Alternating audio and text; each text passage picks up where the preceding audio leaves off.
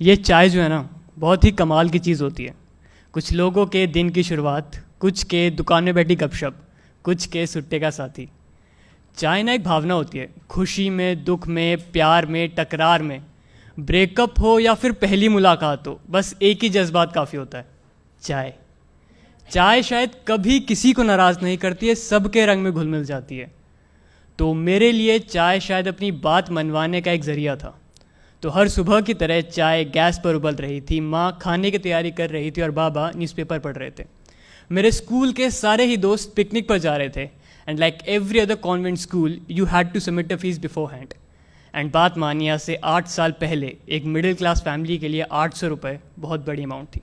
तो मैंने बड़ी हिम्मत करके अपने बाबा से परमिशन मांगी। मैंने पूछा, बाबा क्या मैं जा सकता हूँ? उन्होंने पहली बार में तो कोई जवाब नहीं दिया। तो मैंने अपना सवाल फिर से पूछा। इस बार उन्होंने न्यूज़पेपर हल्का सा नीचे करा, मुझे देखा और मना कर दिया। बाबा की आज तक कोई बात नहीं काटी थी, लेकिन उस दिन मैं अपने बचपने में ज़िद करने लगा। मैंने कहा, बाबा जाने दो ना, सब जा रहे हैं। उन्होंने गुस्से में कहा, मना कर दिया ना एक बार, समझ में नहीं आता। मैंने भी तैश में स्कूल बैग उठाया, साइकिल निकाली और फ़ौरन स्कूल चलाया। जब स्कूल पहुंचा तो देखा मेरे सारे फ्रेंड्स साइड में बैठ के प्लानिंग कर रहे थे और मैं बस ये सोच रहा था कि कैसे माँ बाप हैं यार, अपने बच्चे की खुशी नहीं देखी जाती। गुस्से में न जाने क्या क्या अनाप शनाप बोल रहा था। खैर, वापस आने का रास्ता था जो महज 15 मिनट का था, उस रोज़ 1 घंटे में तय करा था। जब घर पहुंचा तो माँ ने पूछा, आज लेट कैसे हो गया? मैंने उन्हें कोई जवाब नहीं दिया। वो समझ गई थी कि मैं नाराज़ हूँ। उन्होंने मुझे समझाया भी, लेकिन मैं अपने बचपने में किसी की सुन कह रहा था। शाम को बाबा घर आए। उन्होंने बड़े प्यार से मुझे अपने पास बुलाया और समझाया कि बेटा फाइनेंशियल हालत सही नहीं है, समझो, अगली बार चले जाना। लेकिन मैं अपने बचपने में और गुस्से में न जाने क्या क्या अनाप शनाप बकने लगा। शायद इतना कि उनका हाथ उठ गया था मुझ पे। वो गुस्से में बोले, न जाने कब बड़ा होगा ये, हर वक्त ज़िद, हर वक्त बचपना। उस रात में खूब रोया था, शायद इतना कि रोते रोते खाली पेट ही सो गया था। जब रात में भूख से हल्की सी आँख खुली तो देखा माँ बाबा बात कर रहे थे।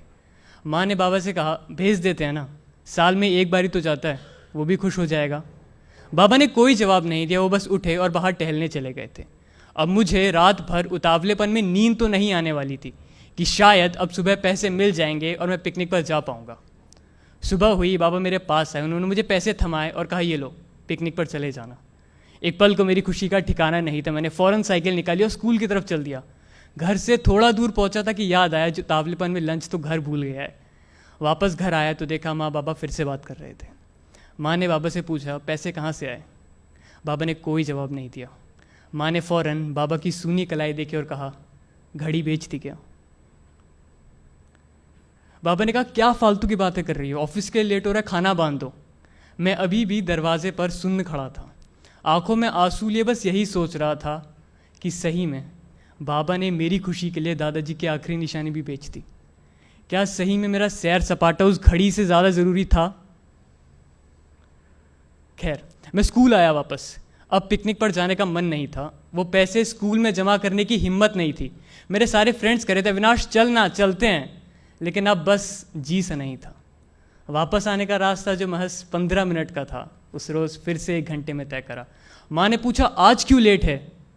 उस रोज़ गुस्से में जवाब नहीं था और आज शर्म से। अगले दिन संडे था, मुझे पिकनिक पर जाना था। माँ ने सुबह जल्दी उठा दिया, कहता, उठ, पिकनिक पर नहीं जाना है। मैं सवेरे से ही आलस कर रहा था। आज चाय फिर गैस पर उबल रही थी, आज फिर कुछ बात करने का मन था। बाबा न्यूज़पेपर में मशगूल थे, जैसे कुछ हुआ ही ना हो।